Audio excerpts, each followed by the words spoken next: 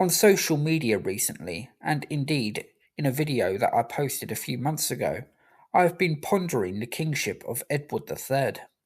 Today, Edward remains one of England's most popular medieval kings. But the point that I have been making to anyone that would listen is that his reign has been overly glamorized, and in reality, not all that romantic as it first appears. Through his wars in France and his great victories in battle, such as at Crecy, to his founding of the Order of the Garter, Edward firmly established himself as a king of chivalry, which modern readers still find themselves attracted to today. But the reality of Edward III's reign was very different to how it is very often portrayed to be today. Campaigning in medieval times was an extremely burdensome thing, and it took a serious toll on a kingdom's manpower through heavy losses in battle and inevitable outbreaks of disease that would follow a medieval army. A life of campaigning could take a terrible toll on a man's health, as evidenced by the long years of illness suffered by Edward's son, Edward the Black Prince, which ultimately denied him the chance of succeeding his father, as he predeceased Edward in 1376, and also deprived England of what would have been surely a quite brilliant king to succeed Edward III.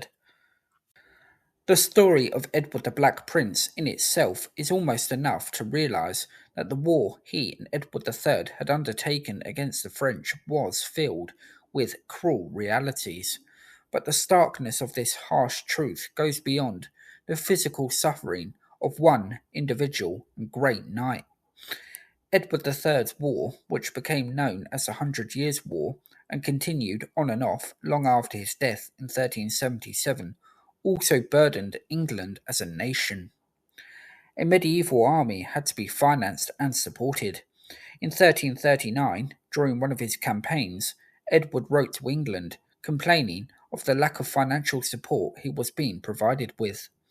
Over the coming decades, this war would become increasingly expensive, and by the end of Edward's reign, England would have little to show for their efforts in the early stages of the Hundred Years' War, as the French king, Charles V, reigning from 1364 to 1380, undid the English conquests.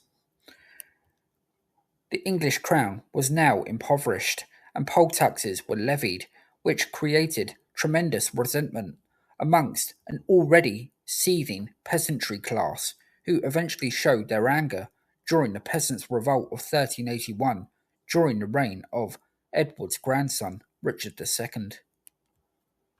When you consider the question, why is Edward III so popular even today, you soon realise that it has very little to do with the realities of his reign and far more to do with the romantic mythology that is built up around his kingship that he only added to with the founding of the chivalric Order of the Garter.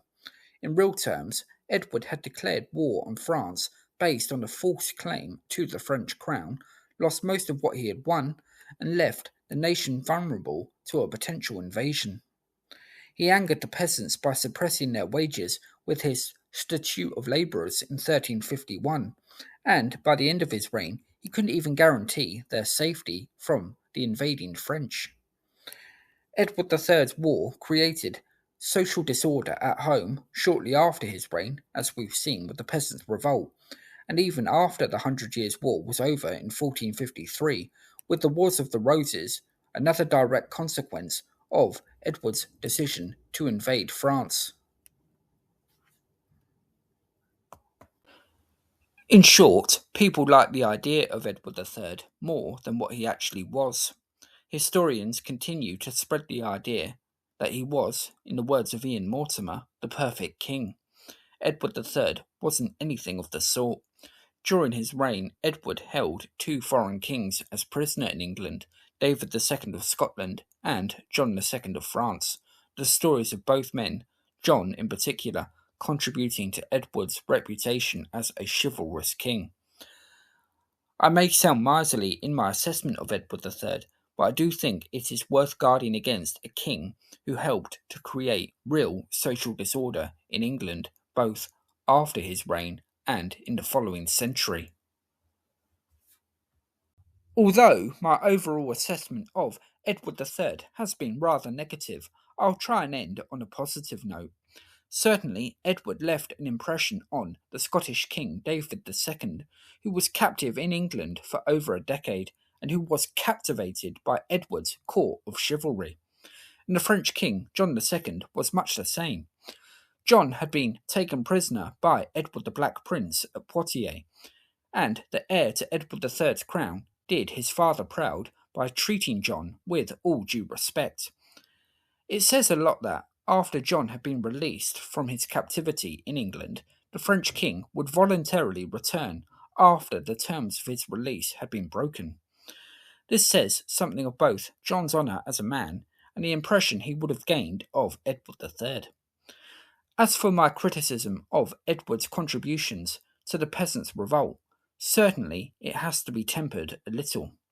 After all, the Black Death, where a lot of the anger of the peasants had been born, was an unprecedented and extraordinarily difficult time to rule, so it is very easy to criticise centuries later. And in terms of military leadership, whilst I may dispute the validity of Edward's claims in France, there is no disputing that Edward III ranks alongside the likes of Richard the Lionheart and Henry V as one of the great commanders in all English history.